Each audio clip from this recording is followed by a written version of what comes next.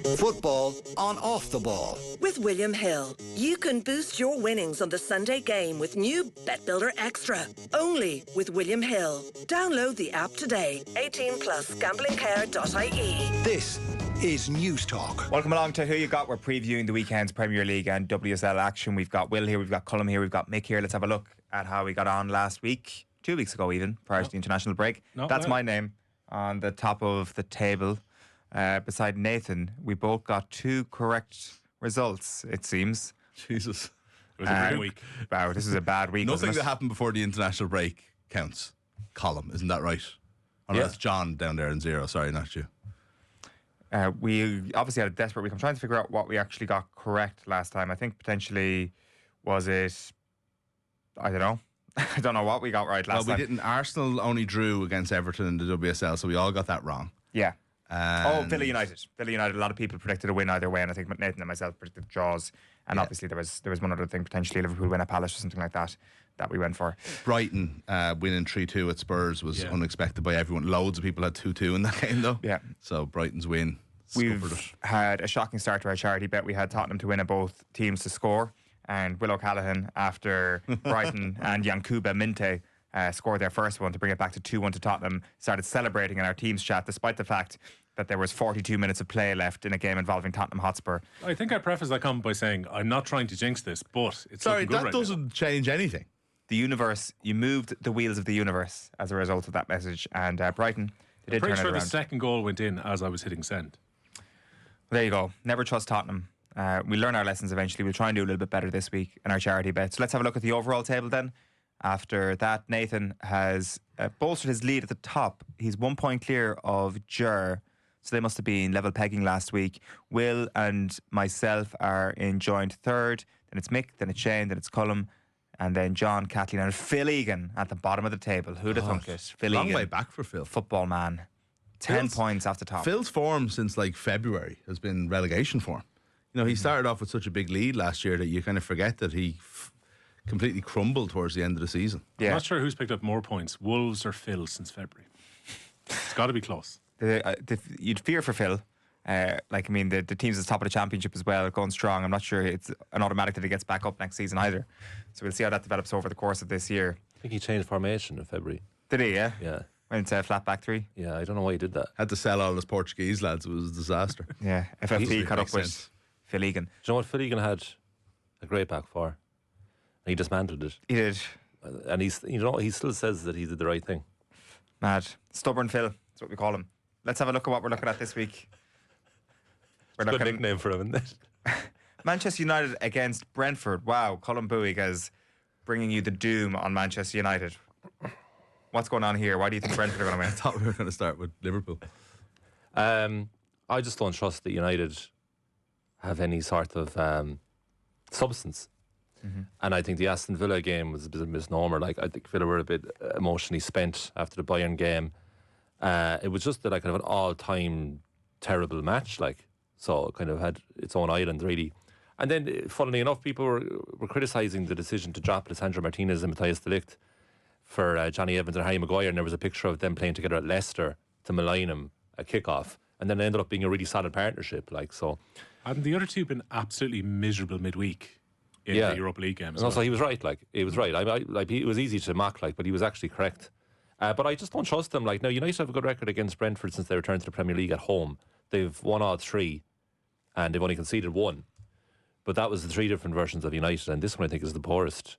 And I just don't trust them. I don't think it's a good place right now. I think the Alex Ferguson news during the week probably doesn't help morale. And I think Ten Hag is spent. I think he probably bought himself a little bit of extra time with Thomas Tuchel getting the England job. But Ten Hag is done. And for me, it's going to be a race between himself and Gary O'Neill to see who's going to go first. Right. We'll go through all of our predictions in just a sec, but it is worth reiterating. Colm is the only person going for Brentford win here, so it could be a decisive one in our Who You Got table. Let's bring David Kelleher in from William Hill. David, how are you getting on? I'm good, thank you. How are you guys? All good. What are we looking at this week from your perspective? Yeah, I think the big game of the weekend, it's a 25% bet builder winnings boost game, has to be Liverpool versus Chelsea, doesn't it? Liverpool are 13-20, the draw 100-30 with Chelsea in the betting at 19-5. And Liverpool are a short price to win this game. Obviously started the season unbelievably well under Arne Slot with just that one defeat, that one blip against Nottingham Forest. But I don't know what you think. It just seems maybe it's a little bit skinny in the market. You've got to get a little bit creative, and it feels like it's Liverpool's first real test. I know they've played and beaten AC Milan in the Champions League, but they've had what you'd say was a dream run of fixtures to start the Premier League campaign. And I think this is going to be a real good game against Chelsea. In terms of the market, it must be tricky after the international break to get a full read on where some of these teams are at, and that certainly is definitely the case when we're looking at, say, Manchester United's backline and some of the fitness issues we have. But even with Liverpool and Chelsea, it's not exactly clear what form Chelsea are ever in, although they were going well before the international break. But Liverpool, they've got a couple of people away on international break. Obviously, there's going to be a change up at goalkeeper for them this weekend. So, I don't know, this time last year, being confident in Liverpool in a fixture against Chelsea might have been something that would be a bit easier to do, whereas now it feels more of a coin toss. Yeah, I think so. And I think that's why that price is so short. And you mentioned Manchester United there. I agree with you guys, really. You think that Manchester United in that game against Brentford this weekend, I know they've got that good record against Brentford, but they're 7-10. They're odds on to win the game. The draw 16-5 with Brentford and the betting at 7-2. I think it takes an intrepid punter, a brave punter, to get stuck into Manchester United at such a short price this weekend, given how poorly they've played under Erik ten Hag this season. And I think Manchester United fans, Erik ten Hag comes out and talks about strategy continually, and it's difficult to see that there's any new strategy being implemented at Old Trafford, and that's why that price looks so short. And I'd be with Brentford on the back of their result a couple of weeks ago, right, to go to Old Trafford and beat Manchester United personally. Yeah, Colm, that's that probably justifies your pick here somewhat. Do you feel some sort of crumbs of comfort? Yeah, God himself has agreed with me here. This is good. It's honestly, it's more my lack of trust to Manchester United than necessarily Brentford in this regard, because their away form against the better teams of the Premier League isn't the best, I would say, overall, in terms of the return to the Premier League. They start every game 1-0 up after a minute, so that's a good start anyway. Yeah. You know, that's like a handicap bet straight away. And I have I think I have 2-1 Brentford, so I actually do see it going that way, that it will be 0-1, 1-1, 1-2. If you fancy... Go on, sorry.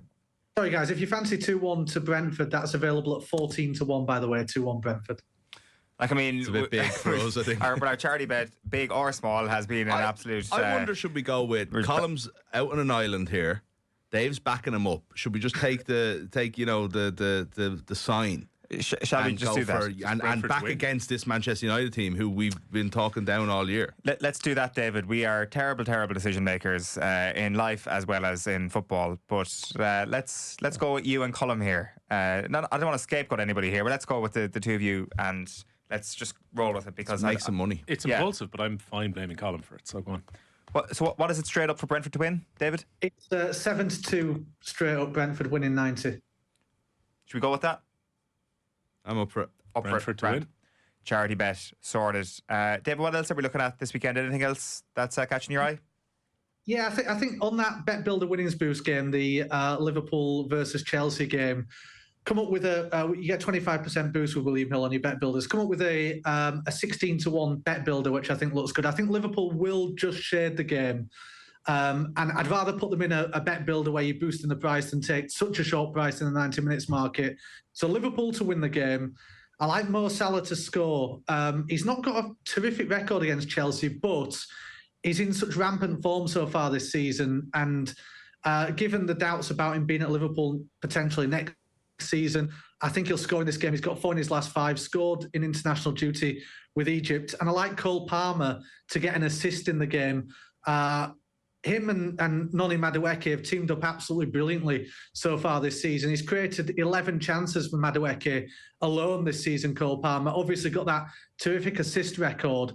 So Liverpool to win the game, Mo Salah to score in the game, Cole Palmer to provide an assist is 16-1. But obviously, with your Bet Builder winnings boost, you can boost that price with that 25% boost. I just think that looks a really nice bet on the game as far as a bet builder is concerned. All right, very good. Thanks, Minnie, for joining us this week, David. We'll chat to you soon. Thank you. Speak again soon. He's a great lad. I mean, absolutely. Just because he agree with you. It's it is good to have people to agree with you. I mean, you were out in an island there, and he has subsequently No, I've been meaning to say that for weeks now. gone to join you. Just wanted to say it there. Who you got is in association with William Hill. Remember, you must be over 18 and visit gamblingcare.ie for more information. Can we talk more about Brentford scoring in the first minute 4 games in a row? No, second minute. So The it most was, recent one. it was the first minute in all other games, and then they scored after 120, and everyone was like, oh, the record is broke. I was like, sorry.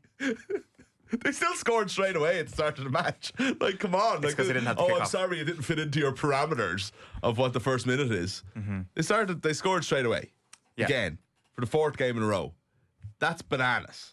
It is. Like, and I feel like it's being underreported. It's been seen as this. It's not. It's been seen as this little quirk, like this kind of like funny little Brentford thing. If this was By who? if this was a real club, What do you mean? What? It is a bit this of is a a real if this was a club that anyone paid attention to, this would be seen as like one of the most incredible feats of coaching that's ever happened. I think it's been one of the most commented upon things in the Premier League over the last 4 game weeks. Everybody Okay. knows that this thing is happening. It's very, very impressive. It's obviously comes from a set piece standpoint. Set piece coaches have got a heap of credit in the Premier League over recent years, as is the Brentford situation at the moment. I mean, we have an Irishman and Keith Andrews getting congratulations when they scored off a corner in their last game as well. So I'm all in on this Brentford story as well. Yeah. Is it going to happen at Old Trafford?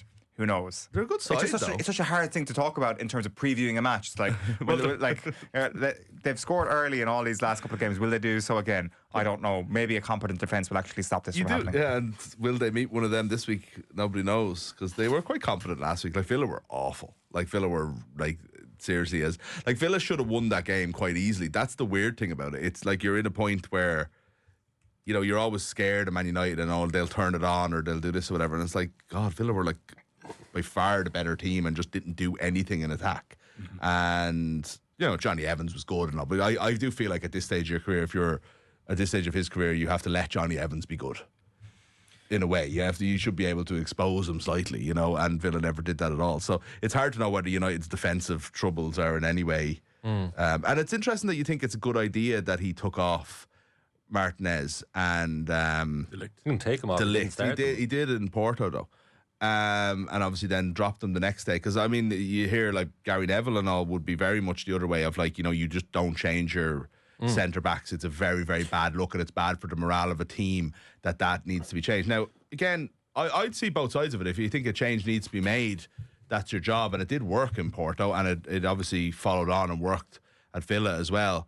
But at the same time, then is he going? Maguire's obviously injured, but is he going to stick with Evans now? See, that's where I think you have to. If he's just going to chop and change based on one performance constantly and not let anybody develop a partnership, and that's where I just feel like Ten Hag just completely falls down. That's where I feel like he has no real understanding of what a football team needs to be. You know what I mean? It's like that's very harsh. why is it harsh? Because he obviously knows what a football team is supposed to be. He has levels of competence that is above the ordinary man. That just makes him sound like a patsy off the street that's just come in and like everybody has failed at Manchester United. I'm not saying he's like a Pep Guardiola type or a Ferguson type. Do you not think that he makes mistakes that, or has, maybe it's not mistakes, maybe he has ideas about the management of a football club that players seem to just find completely at odds with what they feel like they should be doing. And that's when you hear criticism from pundits. They don't take pundits all that seriously. But when they say things like that, I do listen to them, because they know what it feels like when a manager does certain things. And it feels like, sometimes it just feels like this guy hasn't a clue what he's doing at this level anyway, right? And that's not to say he can't coach football or he can't do other things, but it's just that one thing. You could be just missing that. He could have just a very, very singular, you know, tunnel vision of what he wants and not see the bigger picture. That doesn't mean he's an idiot off the street, Owen. But that can ultimately mean that in that particular form of management, he doesn't have a clue what he's doing. It does. That can be the case and still rise to the level that Ten Hag has got. I like whatever about pundits saying it. I read with a lot of interest Benny McCarthy's comments a couple of weeks ago, who worked under Ten Hag at United last season, and was like, no, the guy tactically is excellent. Like, the problem with him is his communication. Like I think that's the bigger issue with Ten Hag. Clearly, he's not getting his message across. Like this guy clearly does know how to set up a team. Like he wouldn't have got the Manchester United job if he was just some charlatan like who just picked up random formations and like hope for the best. No, like but obviously he did well. that's not what I'm saying. But like it's not a Dutch football team because Liverpool picked up Arnie Schlatt from Feyenoord and he looks pretty good. So like if I had a communication issue I was a boss, I would go to my assistant and be like, here's what I'm thinking. Can you just tell the lads because I can't do this. He's stubborn and he's single-minded and he doesn't know he has a communication issue. He thinks everybody else is in the wrong. Yeah. You believe that? That's, yeah. Well, like that's the vibe, certainly. Surely Ten Hag has realised that there are deficiencies in what has happened at Manchester United that lay at his door. His point Nobody ever thinks they're wrong. His point is injuries. But like nobody, that's not the same thing as saying he thinks he's 100% right. Yeah. Surely Benny McCarthy would have told him this, no? Like as opposed to what happened in the interview, Benny would go, got a feeling, Eric, you're not really getting the message across. Well, he probably Do you think did, Ten Hag would just dismiss that? And then Eric said, no, Benny, I'm the manager. I know what I'm doing. Like what I've disagreed with him this season particularly is taking off centre halves during games. I'm always uncomfortable with that unless you have to, because it's such a core principle of the team. Changing defenders game by game, I've no problem with. Like, who do you start at centre back this weekend? Out of availability, you probably do continue Evans alongside De Ligt and then Martinez left back because there's a left back problem. And Lindelof first sub when he does inevitably make that centre back. Yeah, but Lindelof has barely played ball. Like he came on there. Was it against Porto? He came on out of nowhere. Villa, didn't he? Against Villa, yeah. Yeah, just out of nowhere. Like there's Lindelof. Yeah. Oh, yeah. He came on for Maguire when he went off injured at half time. And then Mazraoui's got surgery on this heart palpitation issue. Ugarte might not be an option as well in front of him. He picked up some injury for Uruguay, isn't it? Yeah. So yeah, like that's what Ten Hag will have ready to go. Like when 5 o'clock hits tomorrow. And they might have lost. Like it'll be. I still have my team. Yeah, and that's the problem as well. That it's one of the issues that we all have. Like we all have a similar amount of knowledge, I think, about Manchester United as we do our own teams. If you're not a United fan, that doesn't exist, I think, with a lot of other clubs. So therefore, United's injuries get amped up in a way that no other clubs do. So like Villa on Saturday were missing Onana, McGinn, Kamara, Mings, Konsa went off injured after a few minutes, and Ramsey, right? That's, you could argue, 6 starting players for Aston Villa were missing at the weekend, right? Now, 2 of them are long-term injuries, Graham, but what I'm saying is you never hear Emery talk about that. So much so that the commentator, when they were doing the lineups on Sky Sports, said that Villa are rotating because of Europe. Not one of them was rotated. He thought that he just bombed Onana out of the squad completely for laughs. Like, do you know what I mean? It was just nobody pays attention to the other clubs. My point is that unless you're Spurs or Manchester United, nobody pays attention to the fact that everybody has these injuries. Nobody has their team out. It's constant. Like Arsenal are crippled at the moment. Arsenal's like core has been taken out, and they're still winning every game because they're a proper football team that know what they're doing. Until that last section, I was going to deliver a Mick McCarthy line right back to you that you said at the last 2 you got. We've started talking about Aston Villa for some reason, so let's move on to the next game. And the next game. No, but my example of I support. No, I actually want to. I want to make that point here. That's actually nothing to do with Villa. My point is that I know all those things about Villa. Yeah, and I bet you guys don't. But all of us know the United things. And one of them is because Ten Hag moans about them, and 2 is because one of the biggest football clubs. They'll always be interested in United. Absolutely, and rightly so, by the way. I have no argument with that, but we all know it. But what I'm saying is, the injury crisis is amplified by the fact that the manager is the only one in the Premier League complaining about injuries constantly. And they all have them. That's his biggest shortfall. And he's so stubborn about it. Like, sure, I can't do what I want to do because I don't have the players. And then that's where Benny comes in and says, but like, Eric, you have other players available. No, Benny, it's done. Mm-hmm. Yeah, it always seems to be a personnel issue rather than something structurally. So most other teams, you can take 1 or 2 parts out and you have a fair idea of the philosophy that they're going to play with. Manchester United are so determined by who's actually on the pitch. You almost forget Maresca existed. I just thought he was coming back. Like, they've so many options, not necessarily that they're good options across various different positions, but the way that their back four is going to play will be entirely determined by who actually plays at the weekend, as opposed to someone slotting in. That's and the very system true. says the same. That's a very good point, yeah. I picked them to win randomly this weekend. I don't even know. I just a feeling. Yeah, but I mean, it's could be a bit of a dice roll sometimes with this Ten Hag team. Let's have a look at Liverpool-Chelsea. This is the big game of the weekend. Nobody's going for a Chelsea win here. I'm going for a draw. John's going for a draw, and Mick is going for a draw as well. All score draws. Mick, you and I are both going for 2-2. Actually, everybody else is going for a Liverpool win. Colm, you're going 2-0. Will, you're going 3-1 to Liverpool. Yeah, I got confidence in this Liverpool team. As announced before we came on, that Eoin Kelleher will start this weekend, and there's also the possibility that Slot may well rotate his goalkeepers for the rest of the season because he's getting a bit concerned about Alisson's injury profile and his hamstring issues. So Kelleher played 26 times last season in all competitions. It's not a bad innings for a man who wants to play a lot of football.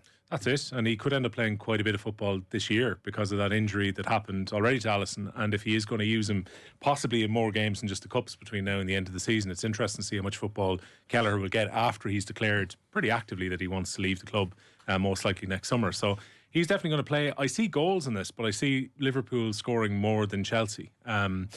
Chelsea, I think we'll get a real feel of them over the next few weeks, because a bit like we were talking about earlier about the good run of fixtures that Liverpool had at the start of the season, Chelsea had a very nice run just before the international break, where they were playing a lot of teams that they would have been expected to beat, particularly they went away from home and swept some teams apart. Now they've got a much more difficult run of games with this Liverpool game obviously right on the horizon. I think this might be just the point where their form goes off a cliff a little bit. Chelsea. Yeah, Chelsea, yeah. No, I think Liverpool will continue the way they've started, that Nottingham Forest game aside. But I am that little bit concerned that Liverpool looked flat in that Nottingham Forest game off the back of the last international break. I'm always wary after an international break. I can't quite tell. Let's say if Maresca wins this game at the weekend, and I know they've got big games coming up, as you mentioned, you talk about the form going off a cliff because the fixtures ramp up for them a little bit now. Newcastle United, Arsenal in the next few games as well after this Liverpool fixture. I can't quite tell if Maresca, if he gets a tune out of this team and have a sort of faux title push around Christmas time, not a real one, kind of like Villa last season, where we don't believe that they're going to do it, but they're numerically in the shout, that Maresca would actually be in the running for Manager of the Year, or actually he is the most ridiculous suggestion for Manager of the Year, because on the one hand, he has had the most expensively assembled squad of footballers ever, so he should be getting a tune out of them. But on the other hand, it's been one of the most disgracefully run football clubs ever. So maybe it would be an amazing thing if he managed to get a shoot out of them to the point of them being in the conversation for a title at the end of the year. So I'm eternally confused by I think Chelsea. That's an interesting point, and I'd veer on the side of him getting the credit for it. I think he's the one manager that gets an excuse for the fact that the checkbook is open, because it almost confuses things at Chelsea and makes things a little bit. And actually, his pre-season conversation, or even in the early weeks before the window shut, was very much I am trying to make this. He was, reading between the lines, he was very much saying, I am trying to make this make sense. I'm trying to get it to the stage where we have two players in every position. Here they are. He named them in one of the press conferences. He was like left wing, so, Sancho, whatever, and he went through 10s, strikers, whatever. There was two per every position, and that's the way he was naming the team. And it's like in some way he made sense of the mess that he both inherited and was continued to be fed after he took the job. Because I don't think he has much to do with transfers, or certainly the amount of money that they spend. So I think in some ways, even just Chelsea making a bit of sense this year and playing with some cohesion has been to his credit. He needs to kick it on. Like, it's you would expect them to get better rather than I don't think they're going to fall apart now. I think they'll actually continue to get better. But obviously the fixtures are stepping up, so the results might not stay as good. His shouts for the players he wanted to discard look good at the moment. Yeah. Now he might have to text or call Ben Chilwell and be like, Benny. Yeah, they don't have a left back. Cucurella is out this weekend. Cucurella is out, and so is Wesley Fofana. And they've both been ever present so far. So that's why when 2-0 Liverpool have gone for Mo Salah getting a lot of joy down the right flank. Renato Vega is going to start, apparently. Yeah. So I'd have Salah over Vega, unless Vega has a coming of age performance, or else you have a very rusty Ben Chilwell. So I'd say Salah will make hay. The thing with Liverpool as well is they've had a kind enough start to life this season. Like all the teams that they've played, you'd expect them to win or to beat, and they've won all those games with the exception of Nottingham Forest and Anfield, and that's including the Old Trafford game. And Chelsea, since the opening day of the season against Manchester City, have had winnable games, but they've actually acted upon it. So like they both started life great at their respective clubs. I feel like that Liverpool's current position is more true to where the club is than Chelsea's. I'd say Chelsea will regress to the mean as the season goes on, but I think Maresca is doing a good job. Just waiting to see before they get properly challenged again. Absolutely. I agree, and I'm kind of like painting that as like a situation where you can spin it both ways for Maresca depending on your point of view. But the team that he took over, and it's prescient for this weekend, was a team that was referred to as the blue £1 billion bottle jobs in this game against Liverpool last year, albeit in the League Cup final. Like, that is the base that they're coming from, where like a notable pundit is just openly like throwing them completely under the bus and completely slagging them off in a big televised game. So to turn him around is pretty spectacular, but it's quite interesting. Like, if he has no say over transfers, somebody is getting at least something right. And I'm sure you throw enough darts, one of them is going to hit a bullseye eventually.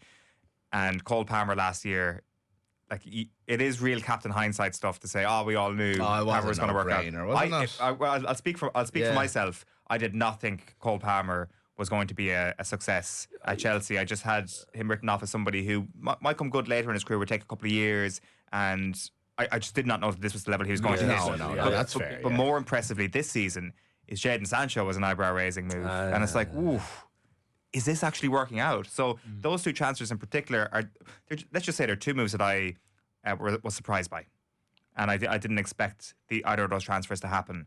And maybe not to the level of Sancho was particularly risky because of the fact that, like, last season at Dortmund, he had a few decent performances in the Champions League, but generally Dortmund fans weren't too happy with how he was playing in the Bundesliga, and it really felt like he was both not sharp because he hadn't played pretty much in the first half of the season for Manchester United. We all wondered whether his drive and determination was going to be there when he went to Chelsea, or whether you could easily, especially with that big squad, just disappear into the background. And we're talking about the fact that Jadon Sancho move just didn't work this season. It's risk-free when you're Chelsea, though. Yeah. That's the thing. There's some clubs can take that kind of chance and some can't, and Chelsea, because they seem to be able to manipulate PSR at will. Not forever, though. Well, who knows? So many hotels you can sell. Yeah, who knows? They seem to be doing so well so far. And if it is coming to a head, then one Jadon Sancho transfer isn't going to make much of a difference, you know. Sancho's a London boy, isn't he? He's Watford. So I don't know if it's returning to the capital or if it's just getting out of Manchester United. But like, even at Borussia Dortmund, he still had glimpses of form. He looked better. He was starting the Champions League final. Like, he was all right. It wasn't great. But the Cole Palmer transfer that you talked about, I'm totally on your side. I remember at the time, I was surprised Manchester City sold him. It's hard to believe he scored the winner in the Community Shield last season from Man City. Equaliser. And that's how much has changed in his life, to the point now where fast forward to the modern day, and there's a 10-minute video of him fishing in silence on YouTube, and like, I actually haven't watched it. Millions of people are watching it, being like, Cole Palmer is amazing. Have you watched it? Yeah, I watched 2 minutes of it, and it's so good. It's so good. You didn't watch the 10 minutes. I got the gist, Mick. And so he was sitting down with his massive jacket, right? And he's just doing everything that you're thinking happens in the video. Yeah, you're spot on. Yeah, he fascinates me so much, doesn't he? Was he 40 million? Yeah, I think that, I don't know, but I think that sounds about right. I think that's right, and I that's why I question. I think you're overthinking the hindsight element of it, because I do think at that stage, this up and comer guy who had forced his way into the Man City, he was getting minutes most matches at that point, you know, and he was coming in a lot, and he was 21, and he was this idea, and then they sold him for 40 million. I remember being on this show. And it wasn't just me. This wasn't like out. And I think the general perception at the time was Chelsea have got a bargain here. Now, where he went from there, because he's a £100 million player now, if not more. He's a 120, 130 million pound player. So where he's gone from there has been a step up that I don't think everybody saw coming. But everybody knew they got a bargain there for 40. Yeah, that's fair. Pep's not giving him minutes at the Community Shield if he's not a very, very good player. I absolutely love how big time he is at the Euros, particularly. Just didn't care. Was it the penalty he scored against Switzerland? Yeah. I know it's because it's Cole Palmer and it's the whole reputation, it's the way he plays football that he looks so nonchalant. But I believe his nonchalance. I don't think it's an act at all. No, absolutely 100% is real. On this game, though, and I don't know if you agree on, because you went for 2-2 as well, is that I agree with Colm, though, that I can see Liverpool getting a lot of joy. But I just think, I wonder is some of the same questions that we're asking about Chelsea being asked questions, is like, you know, Cole Palmer is going to have his way, like is going to have a bit of space there. And like, here's the thing, is like, put your hands up if you're not yet absolutely convinced that the Gravenberch thing is for real. Do you know what I mean? Like, it might be, and fair play to him if it is, but I don't know if we don't know that for sure yet. You know what I mean? And it's like, I just think there's elements of it. I think Will's point about them coming back from international is interesting, you know, and also they're just a team that I think are better and will play better if they are a bit more go forward, and Trent has the run of the pitch and so on and so forth. And that just naturally will just leave them, you know, a little bit vulnerable. If you have a really good front forward that Chelsea have there, if they're all firing, if Jackson actually does the job, which is a 1 in 2 chance, from game to game. And two wingers, Palmer, they're very dangerous, Chelsea. Yeah. I wouldn't be surprised, Owen, if it was like the game at Stamford Bridge between these two teams last year. I know the systems are different and new managers in both cases, but both teams left each other open to attack and counter-attack. The first game of the season. Yeah, I wouldn't be surprised if it's something similar to that. Ben Chilwell was great that day. He was. Yeah. Whatever happened. Robbed of a goal that day as well. Yeah, I forgot about that actually. That was he was almost playing as the man who was running deep from midfield and almost getting on the end of attacks. That feels like such an era ago. All right, let's have a look at Newcastle against Brighton in the Premier League. I'm getting slightly confused because we have Brighton versus Manchester United in the WSL coming up as well. Sorry, we do have somebody calling Brighton here. Nathan thinks that they're going to go to St James's Park and win 2-1. I'm going for a draw. Colm, you are going for a Newcastle win. Will, you're going for a Newcastle win. Mick, you're going for a draw as well. Colm, why Newcastle? They've a good home record against Brighton. They're unbeaten at St James's Park since February. And they've been actually all right on paper this season. The performances have flattered. So they won, I think, was it 3 of their first 4. Then they were terrible against Fulham in the last, convincingly 3-1. Then they had a very credible draw against Man City. And then they went to Goodison just before the international break. That finish scoreless with Anthony Gordon missing the penalty. So, I actually have, I find it difficult to get a proper read on Newcastle this season. I think they're a bit all over the place. I'd say Eddie Howe's a bit disappointed he didn't get the England gig. They're probably going to have a reset here coming back. Brighton started so brilliantly, but they've conceded, I think, 6 in their last 2. They lost 4-2 at Chelsea, and then they conceded 2 at home to Spurs before they came back. But I'm really going on recent record here. Brighton away to Newcastle is not an enjoyable fixture for the Seagulls lately, and Newcastle haven't lost a long way away in 8 months. Does that matter these days? Probably the longest trip. I think so. They fly though, do they? I don't know. It wouldn't be as far as Bournemouth or Southampton, but it'd be close enough, Anyway, I don't know if that matters these days. You never hear people. Well, it seems to matter to Brighton at St James's Park. I saw a very interesting interview with Fabian Herzler this morning. Did you see this? That obviously quits football when he's 23 to concentrate on coaching and to make ends meet. Do you know what job he did in Munich? He started working for an art dealer in Munich. And he said, when I sold one picture or one painting in a month, so he was obviously having a very bad time. So while he was doing that, I watched a lot of football games, and that was also a reason why I got fired. The owner recognised that I'm watching more football during working time instead of really working because we didn't sell any more paintings. But that was also a good time for me. And then he makes this very interesting comparison. If you want to sell something to a person, you have to try to convince them by doing something. And you can't go there and say, look at this picture. It's an amazing picture. It's an amazing painting. It's from Roy Lichtenstein or Damien Hirst. What an amazing artist he was, blah, blah, blah. It's a little bit similar to being a coach. You have to understand the needs and the wishes from the clients. So that's how you coach good, in the words of Fabian Herzler. He's going up to James Milner, sell me this pen. Yeah. Do you know, Jamie Carragher, I don't know if you heard him, he was on Jonathan Wilson and Rob Draper's podcast recently talking about Arrigo Sacchi. And he just made an interesting point about these guys that don't have careers. He's and like if you were mentioning Herzler there is starting coaching at 23, he's 8 years experience by the time he's 31, whereas most people who are footballers start coaching when they're 36, 37, and by the time they get a Premier League job, they've actually only been coaching for a couple of years. Yeah. And that these guys, Arrigo Sacchi, by the time he took over Milan, had nearly 20 years experience as a coach. And he wasn't an old man by any means, so it's like you are building, you have such a head start if you're not a footballer or if you're not a successful footballer, you have such a head start in terms of that particular thing. I'm not saying that there's no advantages to having been in the dressing room. No, I get you the advantage, point. But and then I see Andre Villas-Boas who totally flamed out, and then eventually came back. And I think Herzler could be a manager in 40 years. I wouldn't say he hopes that's the case. Do people not just naturally burn out to a certain extent though as well, Colm? No, prematurely. Yeah. AVB's a young man, Right, he's president of Porto and doing all right now. Is he? Is he not driving cars still now? No, that was a dream of his, which he fulfilled. No, he's had a good life, I'd say. AVB made a lot of money. Running the show. He got sacked early by Chelsea, which is great for him. Yeah. And then Spurs do what they always do, and it's double pay people that were sacked by Chelsea. I'll always see this. This is the battle of the young managers for me, even though Eddie Howe is 15 years. Fabian Herzler is senior. He was once young. Looks. He's a lot of experience as well, Eddie Howe. I think Brighton were very impressive against Spurs, lads. We were obviously watching it, with our charity bet in mind and stuff like that. But to be so well and truly beaten as they were, and to come out against a team that people at least perceive as a top team, whether they are or not's another question, and to come out and Spurs played into their hands. We know that. But they took advantage of it. Danny Welbeck, comeback player of the year is a award they have in the NFL. Should start putting it in the Premier League because Danny Welbeck's He was good last year, though, wasn't he? Does this every season. but he hasn't been this good. This is like this guy is like getting back in the England team. It's over 6 years since he's been in the England squad, which was the thing that was the most surprising, is that he has been so consistent and so good this year at a time when Ivan Toney has gone to Saudi Arabia. Yeah. I was shocked that he didn't actually get considered. I'd say get him in ahead of Ollie Watkins into the next England squad, personally. Yeah. Newcastle sold Mint to Brighton. They did because of PSR. PSR, yeah. And I doubt Eddie Howe was overly happy with that. Will Minter celebrate if he scores in back-to-back games this weekend? He didn't want to leave Newcastle. He didn't, yeah. On the It record, seems that way. Very unhappy to leave. They got rid of him, so what he should do is run up to Eddie Howe. Adebayor celebration. Yeah. PSR. Isak's fit, which is good news for Newcastle as well. He is. NWO. PSR, he writes. You got the reference?